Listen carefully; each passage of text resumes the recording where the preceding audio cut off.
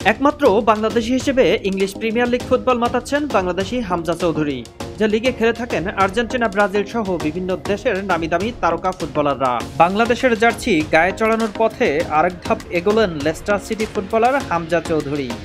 তার জন্য ইংলিশ এর কাছে অনাপত্তিপত্র চাওয়া হয়েছিল বাংলাদেশ ফুটবল ফেডারেশন বাফুফের পক্ষ থেকে। এবার সে আহ্বানে সাড়া দিয়ে হামজাকে অনাপত্তিপত্র দিয়েছে এফএ।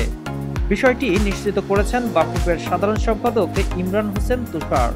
মঙ্গলবার ২৪ সেপ্টেম্বর ইমরান হোসেন তুষার সংবাদ মাধ্যমকে বলেন, ইংল্যান্ড ফুটবল অ্যাসোসিয়েশন থেকে আমরা হামজার বিষয়ে ছাড়পত্র পেয়েছি, মানে এনওসি। এখন ফিফার কাছে পাঠিয়েছি। আশা করছি ১ মাসের মধ্যেই হামজার বিষয়ে সবকিছু পরিষ্কার হবে। কোনো সমস্যা না থাকলে হামজা অতি শীঘ্রই বাংলাদেশের হয়ে খেলতে পারবে।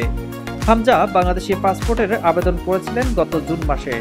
লন্ডনের বাংলাদেশি হাই কমিশনে তার পাসপোর্ট এসে গিয়েছিল মাসখানেকের মধ্যেই, কিন্তু লেস্টার সিটির হয়ে প্রাক মৌসুম প্রস্তুতিতে ব্যস্ত থাকার কারণে বাংলাদেশি পাসপোর্টটা গ্রহণ করতে পারছিলেন না হামজা চৌধুরী।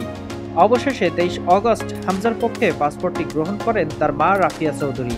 এই মৌসুমে লেস্টারের হয়ে প্রিমিয়ার লিগে একটি এবং লিগ কাপে একটি ম্যাচ খেলেছেন হামজা চৌধুরী। প্রসঙ্গত বলে রাখা ভালো, হামজা চৌধুরী বাংলাদেশি বংশোদ্ভূত ইংলিশ ফুটবলার।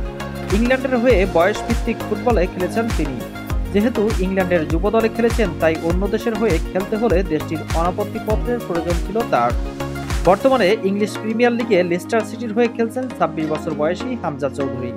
তবে সবকিছু ঠিক থাকলে আগামী নভেম্বরে ফিফা উইন্ডোতে বাংলাদেশের জার্সি গায়ে দেখা যেতে পারে বাংলাদেশি যুবক হামজা চৌধুরীকে।